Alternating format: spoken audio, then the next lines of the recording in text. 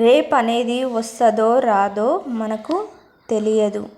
ఈరోజు ఈ క్షణం ఆనందించు, అలాగే ఆస్వాదించు. జీవితం అనేది ఒక తరం పాటే ఉంటుంది. అదే మంచి పేరు. మంచి పేరు చిరకాలం వరకు ఉంటుంది. ఆస్తులు కాదు, పేరును సంపాదించండి. జీవితం అనేది పారే నది లాంటిది. ఒకే చోట ఆగిపోతే నీరు మురికిగా అవుతుంది. అలాగే జీవితం కూడా అంతే. మార్పుకు సిద్ధంగా ఉన్నప్పుడే కొత్త ప్రపంచాన్ని చూడగలం. ఆనందం అనేది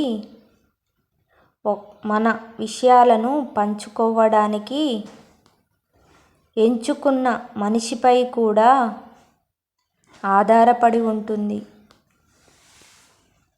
మంచివారు ఎప్పుడూ మొండిగానే ఉంటారు. ఎందుకంటే వారికి నటించడం తెలియదు కాబట్టి.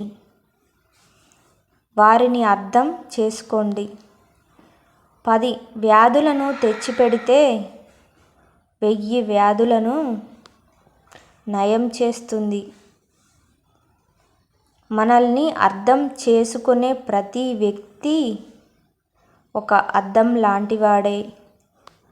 ఎందుకంటే మనల్ని మనమే అందులో చూసుకుంటాం కాబట్టి. కాదంటారా?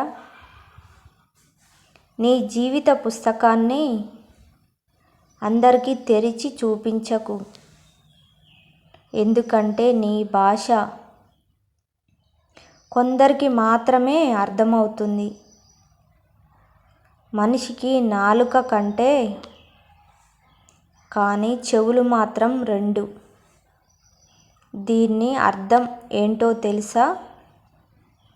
తక్కువగా మాట్లాడు, ఎక్కువగా విను అని. అర్థమైందనుకుంటా. డబ్బులు పొదుపు చేసే వాడికంటే మాటలు అదుపు చేసేవాడే అత్యంత సంపన్నుడు.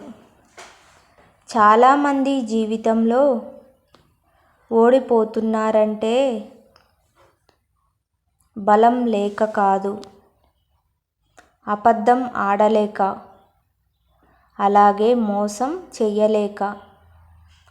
విద్య, వివేకం మరియు పరిజ్ఞానం ఇవి బావిలో నీళ్ళ లాంటివి, తరగని నిధులు.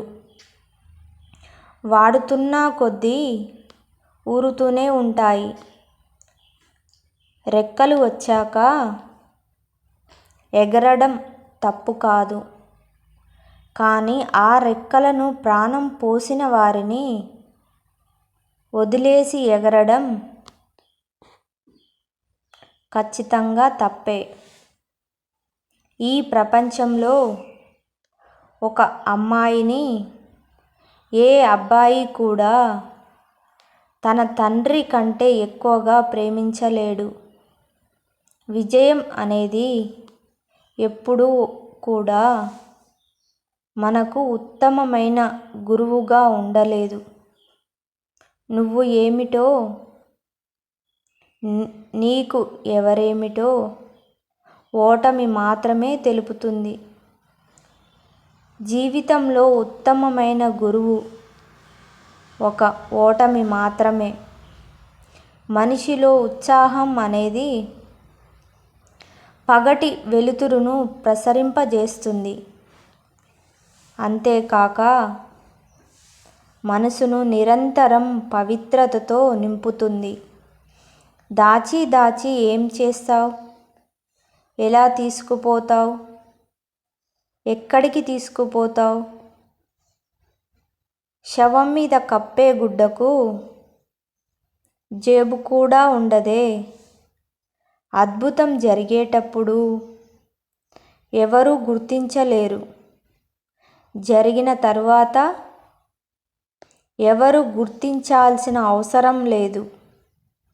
ఒక మనిషి మరణిస్తే ఆ మనిషికి తప్ప అందరికీ తెలుస్తుంది. కానీ మనసు మరణిస్తే ఆ మనిషికి తప్ప మరెవ్వరికీ తెలియదు. గాయం ప్రతి ఒక్కరి గుండెల్లో మంటని రేపుతుంది. కొందరు దాన్ని కన్నీళ్ల రూపంలో చూయిస్తే మరికొందరు మాత్రం చిరునవ్వు రూపంలో దాస్తారు. తాబేలును నేలపై వదిలి దాని వేగ లోపాలను వెతుకుతూ ఉంటాం. కానీ దాన్ని నీళ్ళలో వదిలేస్తే పట్టుకోగలమా? ఉండాల్సిన చోట ఉంటే ప్రతి ఒక్కరూ గొప్పవాళ్ళే. ఒక మంచివాడు పతనమయ్యాడు అంటే చెడ్డవాడు ఒకటయ్యారు అని అర్థం. అవసరాన్ని బట్టి భజన, అవసరాన్ని బట్టి దెబ్బ కొట్టేవాళ్ళు మన చుట్టూ బోలెడంత మంది ఉన్నారు. జాగ్రత్తగా ఉండండి. పనిని ప్రేమించు. గెలుపు ఓటముల ప్రసక్తిని పక్కన పెట్టు. చేసే పనిలో ప్రశాంతత వెతుకు. అలాగే జీవితం సంపూర్ణమవుతుంది. విజయం ఎప్పుడూ మనం తీసుకునే ముందస్తు ప్రణాళికలపై ఆధారపడి ఉంటుంది. ముందస్తు ప్రణాళిక లేని పని అపజయానికి దారితీస్తుంది.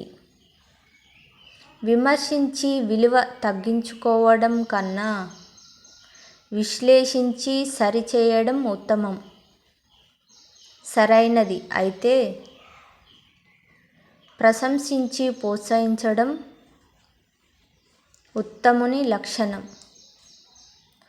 నిర్లక్ష్యం అనే పదం చాలా చిన్నది, కానీ దానివల్ల కలిగే గాయం మాత్రం.